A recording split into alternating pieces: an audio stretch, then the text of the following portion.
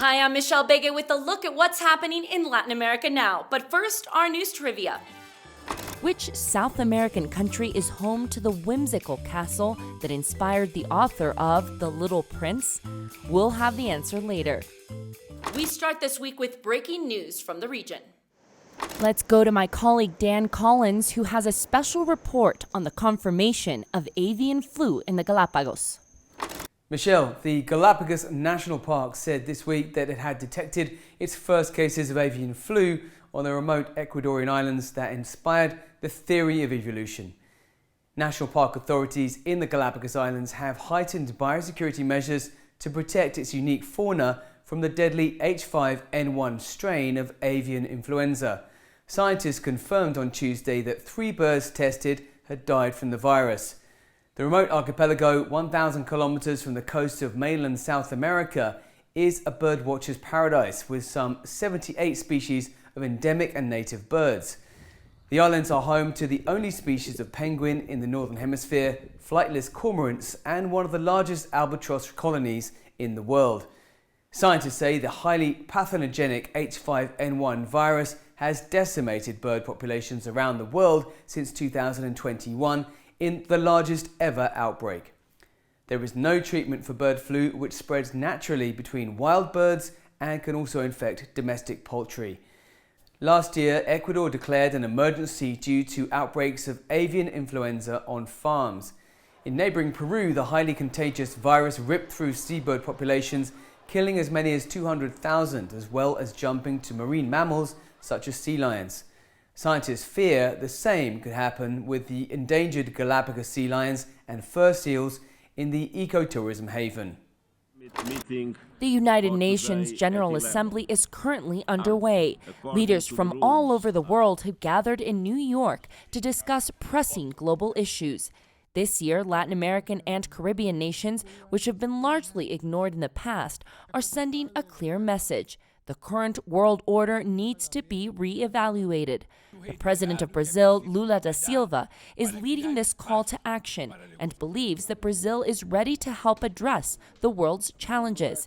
He advocates for a global governance system that gives greater importance to the global south and diminishes the dollar's dominance in trade.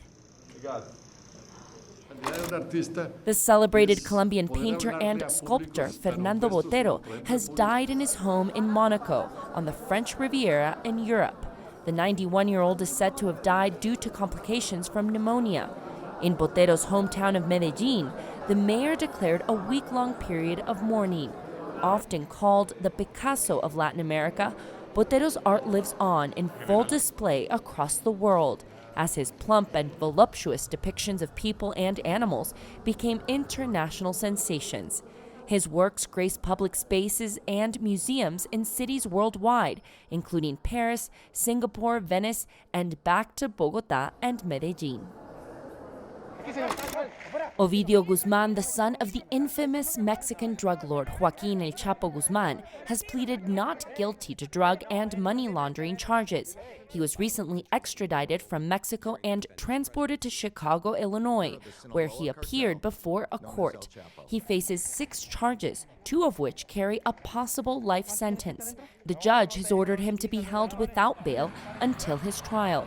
Guzman Lopez was captured by the Mexican government in January. 3 years ago, when the Mexican government tried to apprehend him, it set off a wave of deadly drug cartel violence. The president of Mexico released him to avoid any more bloodshed.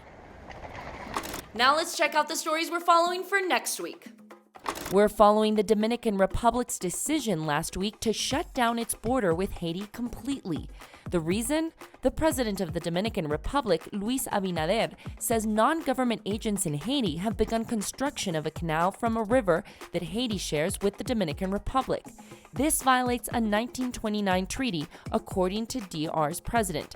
Some UN officials have condemned the shutdown as they say it stops essential goods, such as food and medicine, from crossing the border, and that this would be dire for Haiti. President Abinader says he will speak to experts about humanitarian aid at the UN this week. And now the answer to our news trivia. The answer is A. In northern Argentina, there's a castle in a state of decay that was once visited by the author of The Little Prince. The author, named Antoine de Saint-Exupéry, was also a French aviator and visited the San Carlos Castle in 1929.